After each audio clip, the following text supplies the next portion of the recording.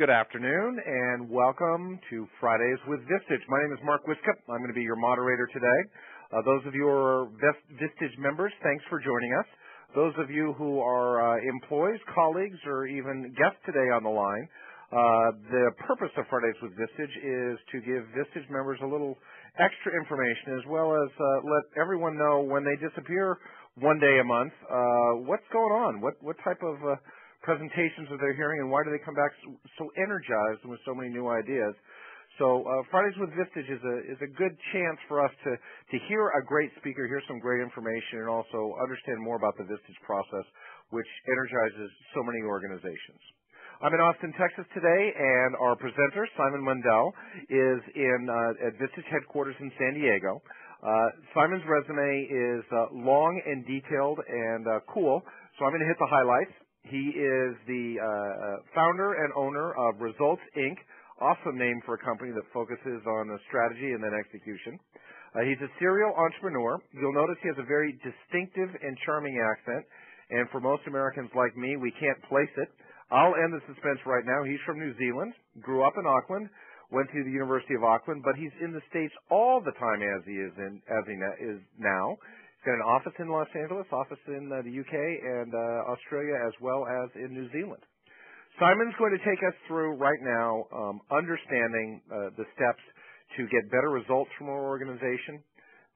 One of the most frustrating things that Vistage members deal with in all the surveys and all the groups that I've met with is that knowing where you're going in specific terms and being able to get there, getting the results you want, creating the execution, is most daunting, especially as we work in our growing organizations.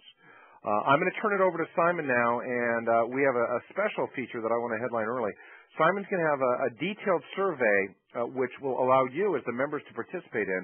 It's going to come about halfway through. I've checked it out. It's going to be awesome. And you're going to find out some things about yourself and your business and your view of the world that you didn't know before. So, Simon, it's all you. I'll be talking to you in a few minutes. Thank you very much, Mark, and welcome along today, everyone. It's my absolute privilege and pleasure to be here. As Mark said, I'm from New Zealand, so hope you can keep up with my Kiwi accent. We talk fast and we talk funny, but I'm sure you'll keep up, and so kick back and enjoy the ride, and let's enjoy the next hour together. So who am I, who are we, and how are we qualified to talk to you about what we're discussing here today? Well, my company is Results.com, and we are recognized as the business execution experts. We're a business execution consultancy. We have 12 offices in 4 countries. We employ 100 people. We work with hundreds of business leaders every single week. We've worked with literally thousands upon thousands of business leaders over the past 15 years, helping the business leader to define and, more importantly, execute strategy. And in conjunction with that, we have the absolute privilege and pleasure of traveling the planet and seeking out the leading business minds in the world, literally, a couple of whom I will introduce you to today. We also seek out the latest research into business, and you'll see that everything that we do is based on solid and significant research projects. And what we do is we distill this information down and we look to apply it to business. And it puts us in a very unique position because we get to sit in between the research and thought leaders and the actual application of it. So we get to see what works, what doesn't, what has the greatest impact, and why. And what I'm going to share with you today is a distillation on what are the most important areas you need to get right in your business if you want to move your business forward. Today is more the big picture on strategy, on the strategy that you're going to execute and how you really bring that to life. I'm going to invite you to another opportunity to sit down where we're going to look at how you absolutely go about executing it. So let's get into today. So first of all, this is me, so smile and wave. I am a real person. This is not a recording. And as I say, it's my privilege and pleasure to take you through this today. So why are we all here? Well, complexity is the big issue that we all deal with in our businesses. Inherently in business, we want to grow. So who wants to grow? Put your hand up if you'd like to grow. And I'm sure every hand, on the other end of these phones here today, you should have your hand in the air because growth is fundamental in moving your business forward. If you're not growing, you're dying.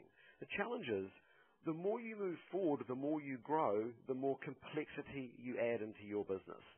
A higher number of transactions means a higher number of shipping delays, a higher number of product failures, a higher number of customer complaints, and we get more and more complexity. And what happens in our businesses is we reach a point where we hit the ceiling of complexity, where the complexities in currently operating and executing your business with the way you're currently structured, you kind of get stuck there, and the growth becomes very slow or stops altogether. Now, who recognizes this theory? And I'm sure most of us have been there. So how do we deal with this? Well, first of all, as a business leader, a CEO or a business owner, you have to get out of the way of your business. Too many business leaders are in the way of too many of the decisions in their business. So if everything has to go through you, you become a bottleneck for those decisions. You seriously limit the size and scope that you can move your business forward. So somehow we've got to get out of the way and push those decisions down through the organization. I'll show you how to do that today. You also need to simplify your business. You need to focus on less, not more. And you're going to see this message show up in spades. I love this image. Light bulb, battery, piece of wire. Simplify. Simplify your business. Also recognize that until everyone in your company cares about your results as much as you do, you'll never achieve extraordinary results. So somehow you need to get every single person in your company caring about your results as much as you. And who's ever had that frustration before? If only my people would get it. So I'll show you how to do that today, how to get everyone caring about your results as much as you. Now, if ever there was an important time to get this right, now is it. We've seen this massive wave of change enter the business market, and this wave is huge. Now, for anyone on the line here today who surfs, you'll know that it would be impossible to dive through that wave. You absolutely have to surf it. And it's the same with the wave of change which has entered the business market. One being forced by recession. A recession breeds innovation. Innovate or die. Two, the explosion in technology. If you're not keeping up with it, one of your competitors is. So change is huge. So I want you to strap your surfboards on today because we're going to go surfing. And I think, Charles Darwin summed it up perfectly when he said, it's not the strongest who survive, nor the most intelligent, but the ones most responsive to change. So how responsive to change are you? And how able are you to define and execute strategy in your business and embrace this change and lead your market? If you look at the research into recessions, the biggest thing that changes is the shift in market share positions. And it doesn't happen during the recession, it happens in the upswing. So are you ready for it? Or are your competitors? Let's find out today and give you some knowledge to be able to go out and address this opportunity. So how do we deal with this? Well, let's ask Tom Peters. Now, Tom was one of the many thought leaders we've sort of hung out with. In fact, incidentally, I had the great privilege about 2 years ago of co-presenting a seminar with Tom. Now, one of Tom's sayings I absolutely love, and I borrowed it for today's webinar. Execution is the missing 98% for success in business. And I absolutely agree with him. Think about it. You can have great products and services, sure. You can even have a great strategy and great people, sure. But if you fail to execute, you're not going to move anywhere. I'm sure we're all familiar with Jim Collins. Jim Collins will tell you that building a great company requires 1% vision and 99% alignment. In other words, yes, we need that vision. We need to know where we're going, but 99% is aligning everyone in your organization to execute upon that vision. So isn't this interesting? Here are two of the greatest business thought leaders of the modern era, Tom Peters and Jim Collins. One of them is telling you that execution is 98% of the game. The other one's telling you execution is 99% of the game. So why don't we call it 98.5% and we'll call it even? That's how important it is, your ability to define and, more importantly, execute strategy through your organization and drive execution right down as part of the company DNA. Look at it this way. This is you and this is your business. And if you're really smart, you'll stop to define what the future looks like and get really clear on your vision for the future. And then you'll develop a strategy to take you from your current reality to that vision in the future. Now, this sounds simple, But the reality is very few businesses ever stop to get the level of clarity they require about where they're going and how they're going to get there. But even whether you do or whether you don't, then reality turns up. And you want to move in that direction, and then, whether you've defined it well or not, and then let's say over here we now have some product quality issues that come along. So that becomes a distraction for us. We're dealing with product quality. We want to move back in this direction, but then now let's say we have some customer complaints coming in. So that becomes another distraction for us, and then we want to move back in that direction, again, whether we've defined it well or not. And now let's say we have some morale issues appear in our business. So now we're dealing with morale, and then we want to move back in that direction. And then now let's say we have some key staff members leaving. So now we've got to replace some key staff members, another distraction. We want to move back in that direction. But now let's say we've got some cash flow issues in our business. And does this sound familiar to anyone? Who's familiar with this? Yeah, I've been hanging out in your business, haven't I? You see, this is the reality of business. But I need you to understand something here. Execution is the major role of the business leader. This is what you do. Execution is about getting things done through others, not yourself. Okay? Now, so the challenge is, the execution should be the major role of the business leader, but the major role of most business leaders is putting out fires. And until this is bigger than the sum of all of those, you're never going to move forward to there. So somehow you need to make the execution of your strategy have as much or more weight in your business as the day-to-day distractions of business as usual. And write this down. Here's a key point. The enemy of execution is business as usual.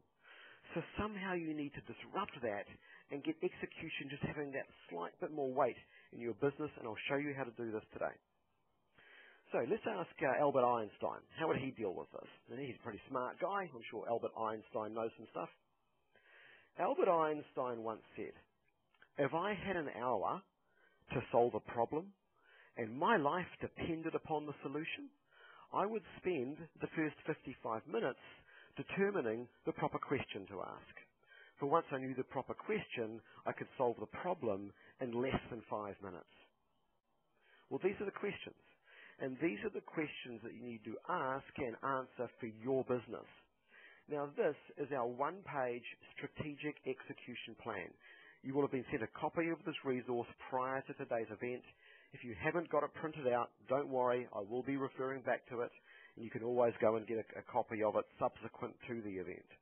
Now, these questions and answers we're going to go through today, by the way, we did not come up with this stuff. This is the culmination of research from some of the smartest business minds and leading research projects on the planet. And if you wanted to distill your business down to the absolute raw fundamentals, you must know this is it. You'll also see how this flows through what we call the 5 pillars of execution.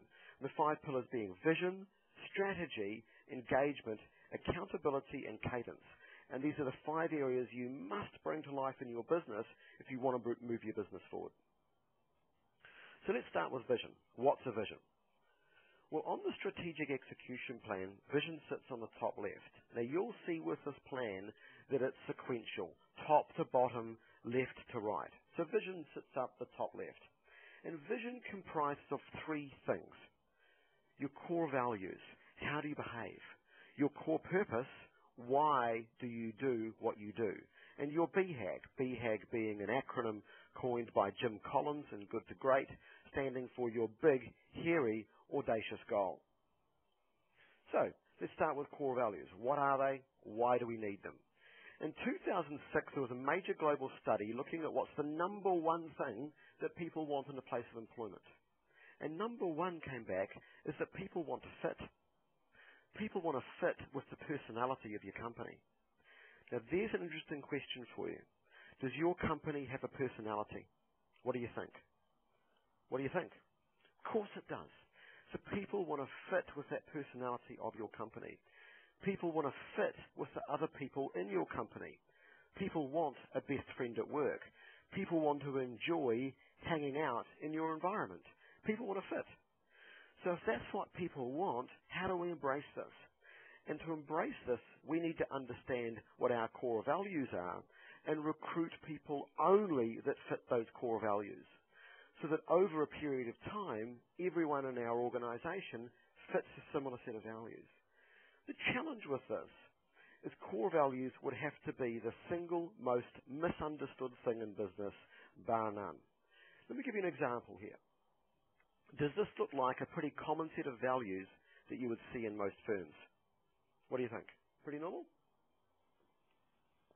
I'm sure there's lots of nodding heads. Any guesses whose values these are? You see, aspirational statements on a plaque mean nothing. Your values are how do we behave? Who aligns with these behaviours around here? They're not aspirational statements. If on your values you've got honesty or integrity and teamwork and these sorts of, generic statements, get rid of them. They're not values. In fact, they're table stakes. If people don't have honesty and integrity, don't employ them. So here's a great example of values. This is one of our New Zealand clients, and this is a company called Rivet, and they are in the heating, ventilating, and air conditioning market. Now, these guys live and breathe their values, and here are their values. Now, they call their values being a good bugger. Now, that is a New Zealand term. It stands for great guy, good bloke, okay? So don't take that out of context and no sheep jokes, please. But they spend more time when they're recruiting someone in their business asking them where they've demonstrated these traits in previous roles than they do asking them about their skills. And they're a highly skilled industry, being in heating, ventilating, and air conditioning. So why would they spend more time asking people about where they've demonstrated these traits? And it's because you can always change what someone knows, but you will never change who they are, ever. Who agrees with that? Yeah, right, so we've got to understand who are the who's that fit our business. Their recruitment page on their website really nails it for me. It says, are you a good bugger? We're looking for good buggers with the following experience: 4x4ing, surfing, golfing, hunting. And then it says, and it would be helpful if you wanted to be a gas fitter, sheet metal worker, electrician, builder, or skilled assistant. You see, they understand this stuff. They understand that these are the types of people that fit their company. They can teach them the other stuff. They can't change who they are. Those are core values, guys. What are yours? Do you know? More importantly, do your people know? Could I come into your company and ask anyone in your company what your core values are, and everyone could tell me? Because if I can't, they are not alive. And I would challenge anyone on the call here today to phone any one of our dozen offices and 100 people in 4 countries and ask any one of them what our values were, and everyone could tell you because they're absolutely alive in what we do. Beyond there, you need to know what's the purpose. Why do you do what you do? What's your core purpose? Why should I even bother getting out of bed to work for your company tomorrow morning? What's the purpose? Here's a great core purpose example. This is one of our North American clients, Enmax. Enmax are an energy company. We started working with Enmax in 2004. It's fair to say in 2004 they were a stodgy old energy company, hadn't changed much in 100 years, and they've had flatline revenues for about a decade. We went to work on these core fundamentals that we're going through here today. And we've seen this company go from $1 billion. This year they'll do over $3.5 billion in revenues. It's had an enormous effect on their growth. Now, these guys wanted to get involved in green technologies, wind farm technologies. They wanted to become an innovator and get out of where they were. And so their core purpose, they've come up with the core purpose, defining how the world is energized. Now, I want you to put yourself in the shoes of an Enmax employee. One day, you're turning up to work for a stodgy old energy company.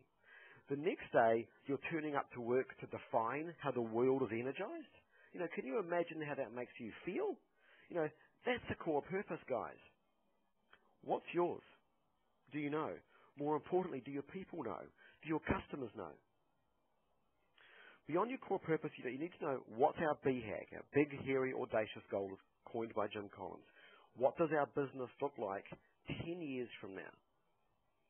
Here's a fantastic BHAG example. This is a company called Red Balloon Days out of Sydney, Australia. And I've had the great privilege of sitting alongside this company pretty much since their inception. Now, what Red Balloon Days do is they are in the business of offering people the ability to gift an experience. So you can go on to the Red Balloon website, you can buy a voucher at a particular level that you can then gift to someone that they can redeem off the Red Balloon website for an experience of their choice. It might be a tandem skydive, it might be a dinner cruise, whatever. We forget products and services, we forget cash bonuses, but experiences we remember for a lifetime. In 2005, Naomi Simpson, who's the founder and CEO of this company, who I have a tremendous amount of respect for, sits down, they're looking at their BHAG, thinking 10 years out, 2015. Okay? And she asked herself a really great question. How will I know when I've made a meaningful difference? The answer she came up with was when 10% of Australians have experienced a Red Balloon Day. So in other words, by 2015, I need to sell 2 million experiences. Now, when she came up with that, they had sold 7,500. So can you imagine how daunting that is? You've sold 7,500. You say, I'm going to sell 2 million. Now, here's where it gets clever.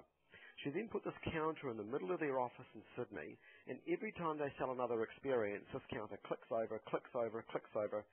Every time they go through another milestone, the whole company goes out and celebrates. This counter, I took this photo about 18 months ago now. This counter the other day just clicked over 88888. So they're just smoking. Based on the exponential growth, they're going to get to their BHAG in early 2014. They're going to kick its butt by a year. That's a BHAG. What's yours? Do you know? More importantly, do your people know? And you've got to understand, it's not your BHAG. It's your company's BHAG. It's everyone's BHAG. And everyone needs to be absolutely passionate about getting you there. Could you imagine anyone in this company that doesn't know what their BHAG is? They're so passionate about it.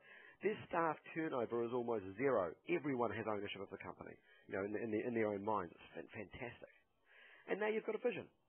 So now we've got a vision alive in our company. Our core values are alive, our core purpose, and our BHAG. What's the strategy? What are the strategic moves we need to make in the marketplace to go from our current reality to that vision? Now, strategy on the strategic plan sits here. It's the balance of the left-hand side. So the left's mainly strategy, the right's mainly execution. And we'll go through that very briefly. But before I do, I want to suggest something to you. I want to suggest the key to success when it comes to the implementation of strategy in your business is to understand what the facts say. Understand what the research says, what the data says. Not implementing anything based on commonly held truths or urban myths. And so much of what's implemented out there in business, is based on someone's assumption, or even a lot of what's taught out there is not research-based. And businesses wonder why they spiral into the ground when it doesn't work. So today I want to test what you think you know in the area of strategy. So I'm going to give you an exam. Who likes exams? Okay, I've got some great news for you for those that don't like exams. Firstly, this exam is multi-choice. Okay, so there's, if you were like me at school, you go, right, we'll just do all the B's. You know you're going to get something right, so you could choose to do that. The other bit of good news, there's only two options. There's only an A and a B. So even if you guess, you've still got a 50% chance of getting this right. Now, you will know the answers to a lot of these questions, but some of them may surprise you. Some of them you may think you know better, but this is what the research shows. Now, this research project I'm about to share with you comes from this gentleman here. His name is Doug Hall. Doug has a company here in the US called Eureka Ranch, where they help businesses with strategy and innovation. He also used to head up marketing for Procter & Gamble globally. Doug, I would say, would be the most intelligent person we've ever had the pleasure of spending time with. This guy's uber smart. He's authored a number of books on strategy and marketing. He's also a judge on a program called American Inventor. Some of you may have watched that. In other parts of the world, that's called Dragon's Den. Now, he's the mean guy, much like Simon Cowell is on American Idol, hence that photo. Now, this is one of Doug's research projects he commissioned, where they went and researched 9,804 brands, analysed over a 5-year period. 901 were tracked from introduction, and this is what the research shows. So I'm going to ask you a question, and then we're going to launch a poll, and I'll have you answer whether you think it's option A or option B is the correct answer to the question. So let's get moving. So, what is the most effective company growth strategy?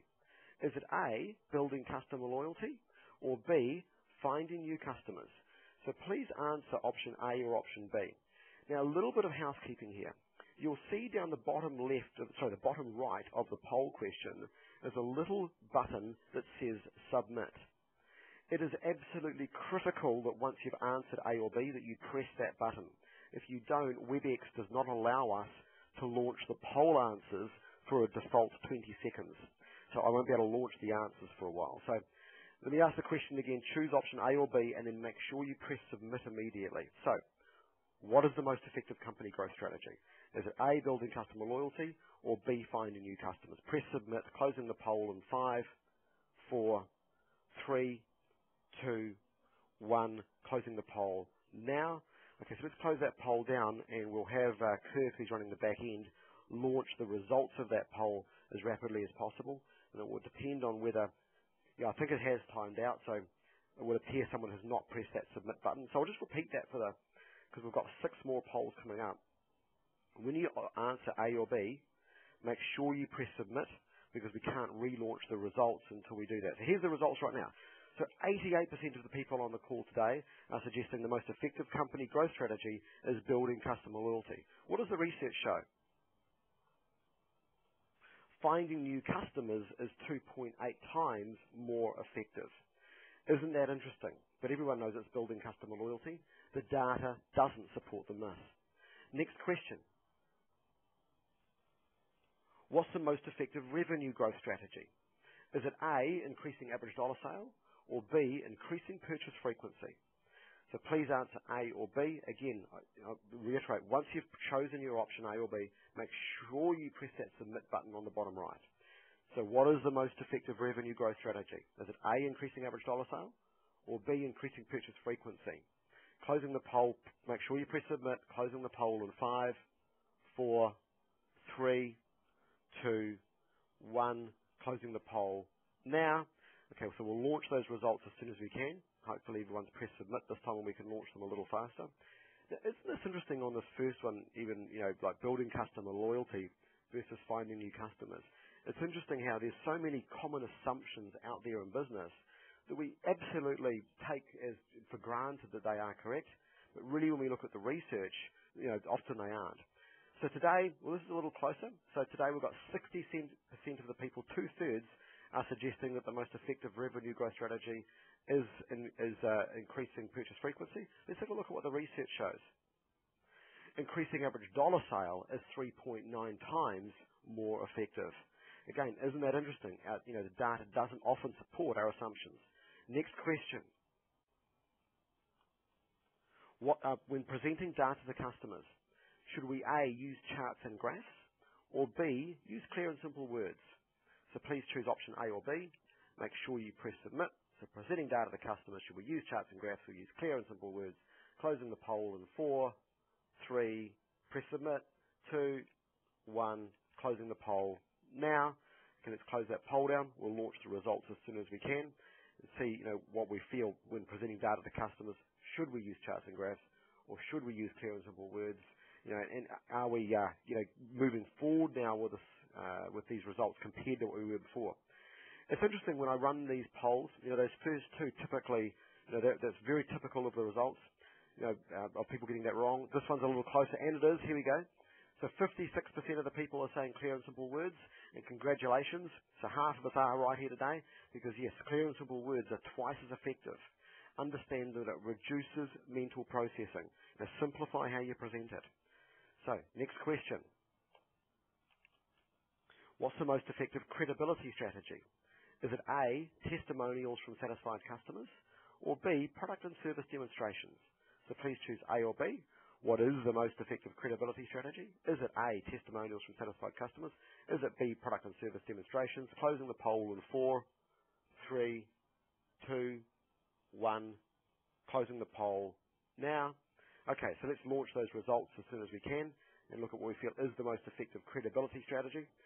Now, we're starting to get the hang of some of this because we had half right on the last one. Usually by this stage, in my live events, people start throwing things at me. But we've got a few more questions to go, so we'll see how you go. So let's just launch those results as soon as we can and find out when it comes to credibility. Here we go. 72% of the people today believe it's testimonials. Let's have a look at what the research shows. Demonstrations are 47% more effective. Again, it disrupts our assumptions. Now, but here's the interesting thing about this, and I need you to understand something with this data and research.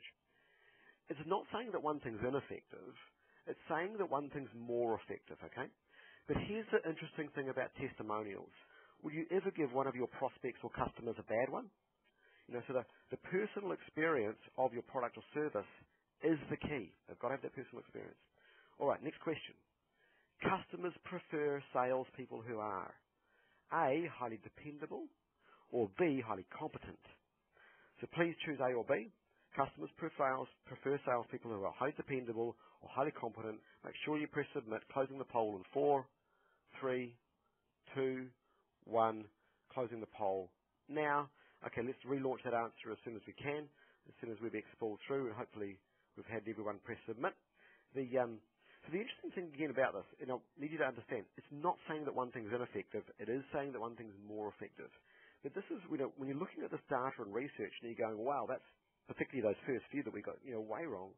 This is a significant research project, 10,000 businesses over 5 years. So here we go. Dependability wins the day at 64%. So what does the research show? Yes, dependability is 320% more important. Well done. You can always say, I don't know the answer to the question. I need to find out. But always do what you say you're going to do. Okay, next question.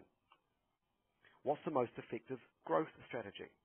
Is it A, to expand your offering to serve different market segments? Or B, to reduce your offering to focus on one segment only? So please choose A or B. What is the most effective most effective growth strategy? Is it expand your offering to serve different markets, reduce your offering to focus on one only? Closing the poll in 4, 3, 2, 1. Closing the poll now. Okay, so let's pull that answer as soon as we can and have a look at what is the most effective growth strategy. So who's got everything wrong so far? And I'm sure there's a few there that go, oh, no, So, it's a bit of a fun exam, but it really does test some of these absolute assumptions that we have all the time. So any moment we'll see what we feel is the most effective company growth strategy. And, wow, look at that. 50-50, exactly halfway down the middle. All right, so which way is this going to go? So drum roll, please. What's the answer? What is the most effective growth strategy? And the research shows that the focus strategy gives you a 60% greater chance of success. Here's an interesting example of this. This is a magazine we worked with about 3 years ago. They're Fitness Life magazine. They're a magazine, clearly. And one of the first questions we asked this company when we started working with them, we said, who is your target market customer?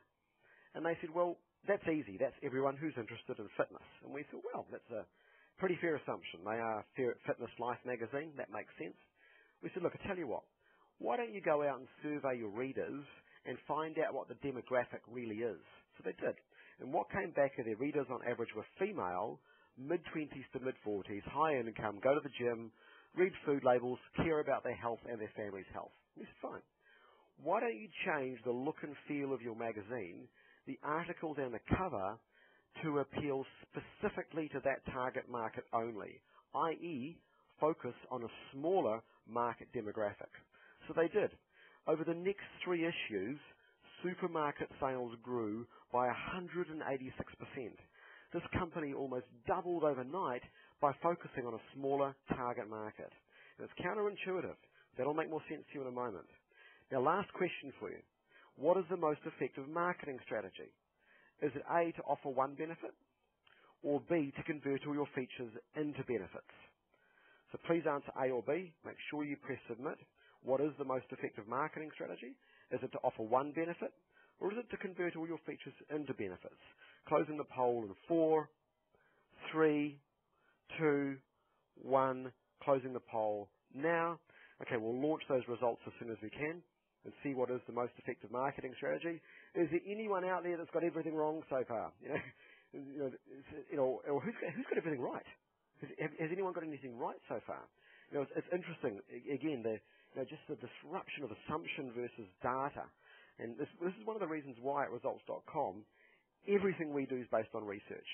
So here we go. 54% one benefit today. 46% converting all your features into benefits. So fairly even split. Drum roll, what's the answer? Who's correct?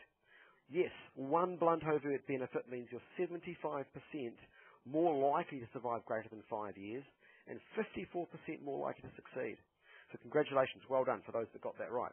Now the research shows that for any given brand or any given product, you can actually offer up to 2 benefits. But as soon as you offer more than 2 benefits, your chance of success goes into free fall. Why?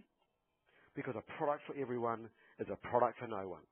And this is how so many of us present our products and services, and how so many of us present our companies. Oh, we can do this, and we can do this, and we do a bit of that, and we completely confuse our customer.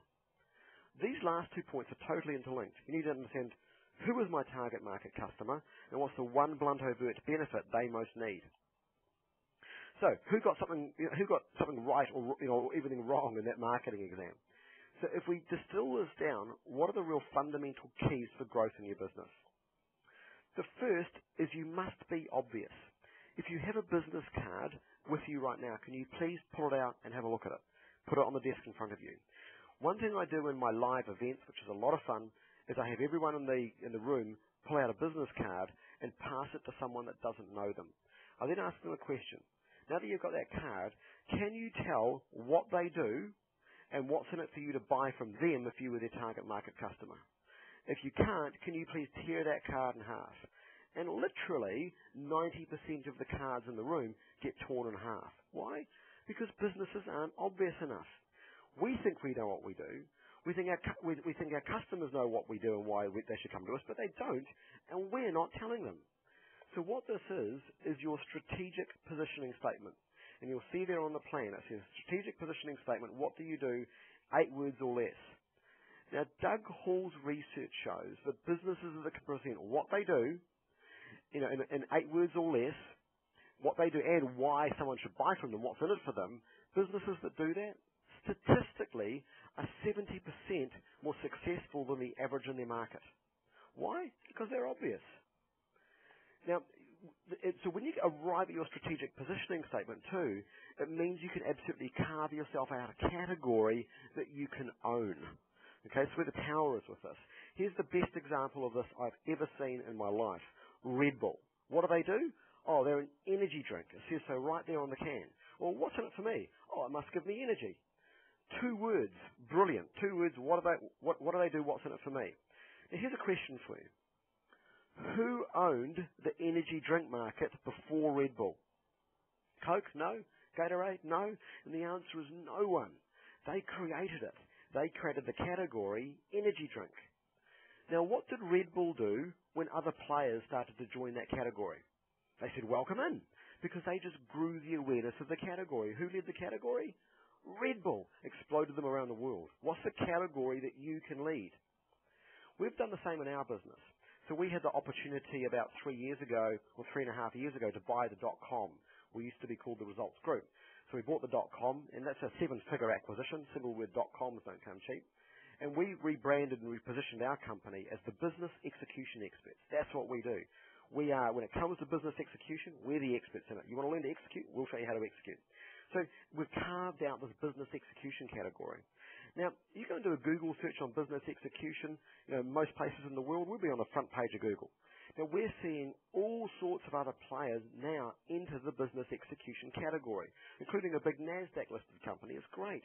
It's the power of carving yourself out a strategic position that you can own. What's your strategic position in your marketplace? Do you know? Do your people know? Do your customers know? Carve one out. But beneath that, we need to now know who are our target market customers and what's our target market customers' greatest need. Now, the research shows that we looked at before, you must focus with a single customer in mind. I mean, it gives you a 60% greater chance of success. Now, it doesn't mean that these other people won't buy from you. They'll still buy from you, but you can only communicate with a single customer in mind. We saw the example of a magazine before. Here's another example. This is a company that sells kitchen appliances.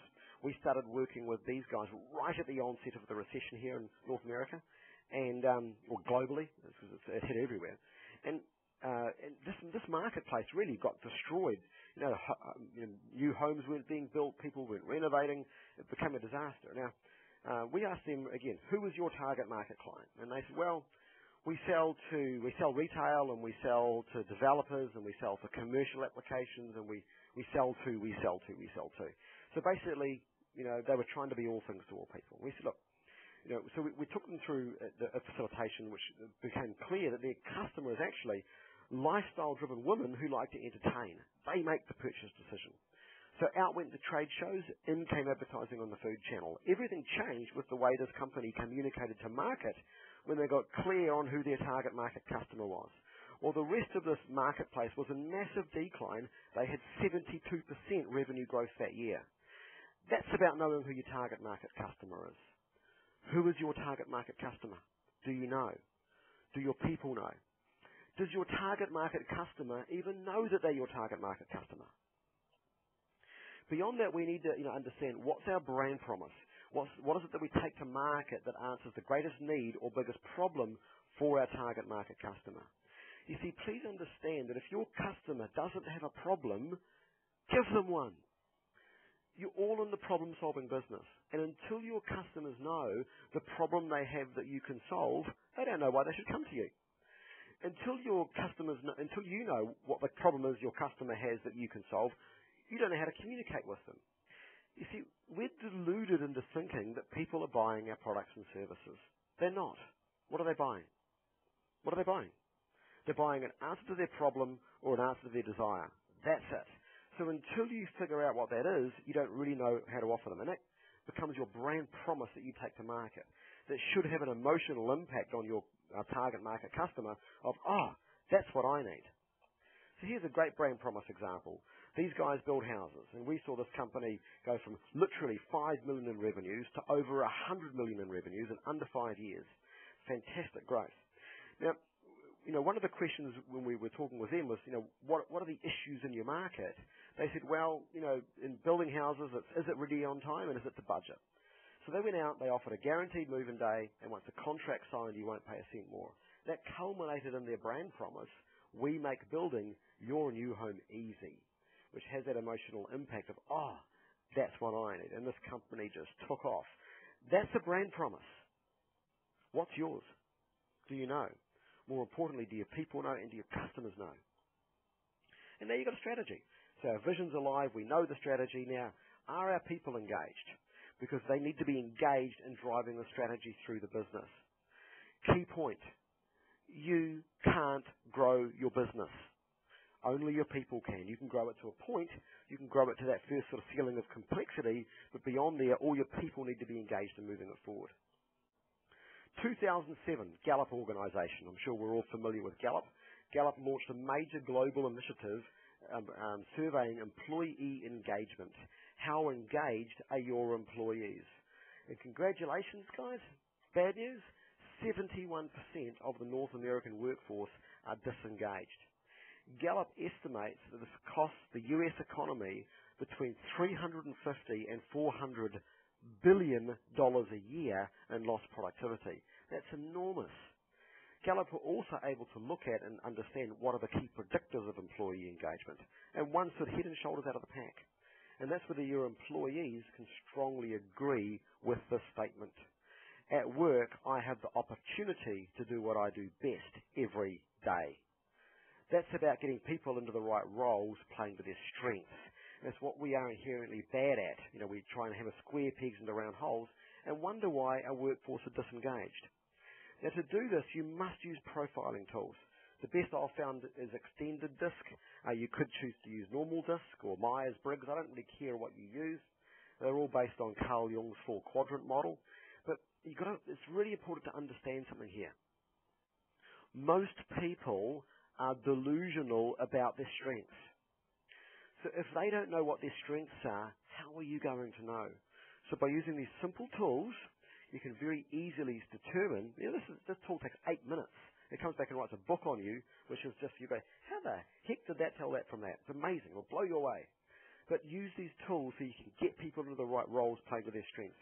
Biggest part of engagement. It is the real art of management. It's about taking a person's strengths and turning that into productivity. But to do that, you need to understand what their strengths are. And has anyone ever had one of these in their business before? I did nothing today and still got paid. Who's had one of those? 2 ways to deal with this person. 1, profile them, look at what their strengths are, and put them in a role that plays to their strengths. Now, if that doesn't work, free up their future and get them out the back door of your company, because your business is far too important to drag them around. Now, while we're on engagement, it'd be fair to assume that if we make our people happy, they'll be more productive. Recent 5-year study from Harvard Business School, looking at the correlation between happiness and productivity, showed that making our people happy does have a small impact on productivity, but it doesn't have a long-term sustainability. There's lots of other good reasons to make your people happy. But what they did find, though, is that where people are feeling productive, they will be happy. And they were able to determine that progress is the number 1 motivator for people. So here's my question for you. Are you showing progress for your people in your business? Or are they just seeing the day-to-day distractions of business as usual and putting out fires? And that's why this type of document is so important. As you come onto the right-hand side, you'll see there, what are we doing this year? The 1-year action priorities. What are we doing this quarter? And down below there, my personal 90-day action priorities. What am I doing to move this forward? And that has imagine you've just employed little Johnny in your warehouse. He's 17. It's his first job. In the first quarter, you give Johnny some priority around one of the company quarterly priorities. And at the end of that quarter, you achieve the company priorities. How does Johnny feel? Johnny now owns your company. He feels, I did that. He's a part of driving your business forward. But you've got to have the courage to do this. You've got to have the courage to push the execution of your strategy right through your organization. Now, and that plan, by the way, this plan should live on the wall in front of every single employee in your business. Everyone knows how to behave, why we're here, the long-term picture, our customers, what we're doing this year, what we're doing this quarter, and they have some part to play in it. It has a huge impact on moving your business forward, but it takes a bit of courage. But try it. You'll be amazed the impact it will have on your employees and your engagement. So we've got a vision. We have a strategy. Our people are engaged. Now, are we holding them accountable? We've got to hold them accountable around a common set of priorities and a common set of data. First, some shocking research. And I want you to think about your company as I take you through this, because I think you'll find that you'll sit pretty similar with this. Only 15% of employees know their company's top priorities. How would you rate if I came into your business? Would more than 15% of your employees know your company's top priorities? Even worse, only 6% know their own individual priorities. 32% doubt there's a plan at all. And only 27% believe they're fully prepared for the challenges they'll face this year. This is shocking. How would you score? But you can fix this with one piece of paper. And here it is. You get that on the wall in front of everyone in your company. Everyone knows, what the company priorities are. Everyone knows what their own individual priorities are. Everyone knows there's a plan. And everyone knows they're prepared for the year. You fix this with one piece of paper. We also, with our client work, we go a level deeper than this. We've got a software program that does the whole thing in software, which is a software as a service product. So you can see all your key metrics, the trends, what are the priorities, what are they, what's happening this month, this quarter, what's happening this week, and it drives that execution through. We are incidentally, about 8 weeks away from launching the second version of this, which we're going to take to the wider market, not just clients, which will drive that execution. I'm not here to talk to you about that today, but if you want to find out more about it at some stage, drop me a line. I said at the beginning of this presentation, though, until everyone in your company cares about your results as much as you do, you'll never achieve extraordinary results. This is how you do it. Get those plans up on the wall for everyone to see. Use tools like these to drive execution, bring that visibility and the metrics alive, and everyone will care about your results as much as you. So, our vision's alive, we've got the strategy, our people are engaged, we're holding them accountable, and that's having a further compounding effect on engagement, as we've just seen. All we need to do now is to wrap that up with a cadence, a rhythm or flow, if you will, so that all of this can take place, whether you turn up for work tomorrow or not. So cadence is about keeping alive what we've discussed. Your vision's alive, the strategy's being implemented, people are engaged, you're holding them accountable, but wrapping that alongside business as usual. Because business as usual is not going to go away, and it's still important that you execute it, okay, and it's still there. So your role as CEO is to balance those two things, business as usual alongside execution of strategy. Now, to do that, it's important to have the right meeting rhythms. Now, so many companies have a weekly sales meeting or a weekly production meeting, but few have a weekly meeting around the execution or the execution of strategy. Now, if you're in the business of moving your company forward, which you must be because either you're growing or you're dying, then what would be the most important meeting you could have every week? And of course, that's the meeting on execution. How are we tracking? What are we executing? And make sure you bring the data alive in these meetings. These tools we have just do this easily and graphically. And just bring that all alive. And they've also got all these agendas in there, but I don't have time to go into that today. But you have those weekly meetings where you've got the metrics of business as usual. You could also see how you're tracking with the implementation of your strategic priorities. You can make those decisions as a business or a leadership team every week and get that cadence flowing in your business and having all of this continue to move forward. And it will allow you to navigate over the top of the inevitable brick walls that will show up. Business as usual is not going to go away. Fires are still going to light. But if you've got this type of cadence in your business, you'll see them, you'll flow over the top of them, you'll like them because your competitors will get distracted. But you can make these strategic decisions. We've got the metrics, we've got the data, we can see the priorities, we're making the decisions, it's happening every week, we can flow over the top. And here's the result of this. Here's the result. Here's one of our Canadian clients. This is a company called Great Western Containers. We've seen Great Western Containers go from around 30 million in revenues to over 85 million in revenues. Most of that growth took place in about an 18-month period. Phenomenal growth. Last year, Great Western Containers were voted one of the 50 best managed companies in Canada. And what's so remarkable is at the same time they were the third fastest growing. So why is that so remarkable? Because as you'll know, if you've been through massively fast growth before, it's generally chaos. You've got stuff hanging out everywhere. So to be one of the fastest growing and best managed, now that's remarkable. But if you were to ask Gary and the team there's Gary in the middle, how they did that, they'd say, it was pretty easy. Doesn't mean it was simple, but it was pretty easy. Well, why, Gary? And he'll say, because we had the stuff in place. Everyone had a copy of the plan on the wall in front of them. Everyone knows what our values are and lives and breathes them, loves it. They love hanging out together because they all fit. Everyone knows our core purpose and why they're here, and everyone is striving toward our BHAG. They all know who our customers are and the need and the problem that we solve for those customers. Everyone's engaged in roles that play to their strengths, and people are seeing productivity that comes alive. They're all being held accountable around a common set of priorities and data. We've got that cadence alive in our business. It was not hard. It was easy. And is anything that I've discussed here today hard? No. It's fundamentally simple. The challenge is implementing it and getting it executed in your business and getting this framework in place in your business.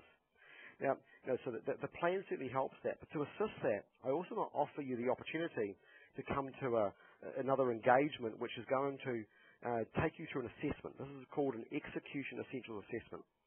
We normally charge for this with Vistage and with the non-solicitation aspect of it, and to add some more value for today, this is available for the people on the call today. This is available at absolutely no cost. It's a 1-hour webinar, and we're going to take you through our 26 execution essentials. This is our framework that we've developed over 15 years. It's all research-based. I'm going to ask you during that hour 26 key questions that you will answer yes or no to. At the end, you will then get fed back a report. It's totally confidential. It only goes to you, and it will show you how you score in each of these 26 areas. Graphically display it, and it will give you our framework. As I say, our framework's totally research-based, 15 years in the making. To go and sign up for this, there's 2 dates that you can access. One is Thursday the 3rd of March at midday Pacific. The other is Monday the 7th of March at midday Pacific. Again, just go to results.com/Vistage, and you will see that there. And I will spend personally the hour with you and give you our execution framework. Today's been more about strategy. This is the absolute framework that we implement with our companies. So, again, this is a huge amount of value at no charge, but for Vistage members, we're happy to do it. Come and understand what those 26 things are and go and apply them in your business. You'll knock it out of the park. So let me wrap up here today. What have we learnt? We have learnt the 5 pillars of execution. The 5 pillars you've got to bring to life in your company. And they are vision, strategy, engagement, accountability, and cadence. You've seen how this flows around this one-page document. And by getting that into place there, you can see you can bring that to life in your company. Come and learn about these 26 execution essentials and get that framework, and that is the absolute framework. It will give you a step-by-step procedure with all the answers and how you implement an entire execution framework in your business. I hope to see you there. That's our gift from me to you. First, I just want to finish here where I started today, and that's with Albert Einstein. Albert Einstein once said, if I had an hour to solve a problem and my life depended upon the solution, I would spend the first 55 minutes determining the proper question to ask. For once I knew the proper question, I could solve the problem in less than 5 minutes. Well, those are the questions, guys. That's an executable strategy. What's yours? So thanks heaps for today, and if you want to learn the greater questions, come to this. Sign up for one of those assessments and learn the 26 execution essentials. I'm going to pass you back to Mark. So for the assessment, go to results.com/Vistage. You've got a couple of options there. It's completely free of charge. There's nothing else. You're going to get the report back. Totally gifted to you. If you're interested to learn more about anything else today or the software or whatever, or have any questions, feel free to email me, simon@results.com, and I'll hand you back to Mark. Simon, absolutely awesome. And I was one who got every single one of your surveys wrong. So am I alone on that? Simon? Are you alone on that? Yes. Am I the only one who gets all those questions wrong? Every single one of the 7? No. Well, I've seen people get all 7 wrong on many occasions. All right. We have just a couple of minutes here, but I do want to get some of the questions from the participants in. Many of your examples dealt with business-to-consumer companies, how they change their target, change their focus. Do the same principles apply for B2B, business-to-business? Yes, absolutely. I take a look at our client load. We have as many B2B as we do B2C. It's the same stuff. And some people say, oh, but you don't understand, in my industry, we are blah, blah, blah. Every company fundamentally has the same things to deal with. You've got a product or a service or an offering, you sell that, and then you've got to deliver a product or a service. And so the fundamentals are the same. We have worked with every industry sector imaginable over 15 years, and it's the same. Yes. Okay. One final question, although there are many more. When you're dealing with internal goals, in other words, internally focused targets, for example, your production team or maybe distribution, is that idea of targeting the same? In other words, less is more? Yes, absolutely. Less is more. If you look at a lot of that research, and there's other research that I'll share for those that come to this and learn the 26 execution essentials. There's some research in there that helps define that as well. But yes, less is more. Focus. Simon, this could go on for another hour, and then even after that, there's so much data here and so much for us to wrap our arms around and to look at the world differently. On behalf of everyone at Vistage, I want to thank you very much.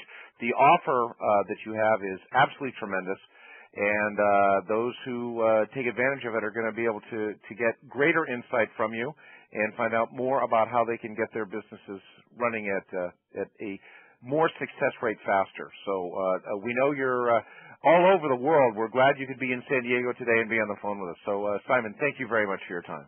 My pleasure. Thanks, Mark, and thanks everyone out there. I hope to see you all again sometime. All right. That was it for Simon today, but coming up on March 11th, we're going to talk to you about cloud computing. Geez, you can't turn on the TV without seeing some advertising for it. We're going to help you to understand what every CEO needs to know about cloud computing and advantages of it. We're going to have a couple of great experts on that. Our new Vistage webinar member times they start at 10 on Pacific and then 1 o'clock Eastern, and Central at 12 and Mountain at 11, if I get that right. So we start an hour earlier for everyone. We want you to realize also that starting Monday, the archive of this presentation is going to be available for you to see and share with your folks, as are all of the recent Vistage webinars. So, on the behalf of Vistage in San Diego and chairs all over the U.S. and North America, thanks very much for being with us. This is Mark Wiskep signing off for Fridays with Vistage. Have a great weekend.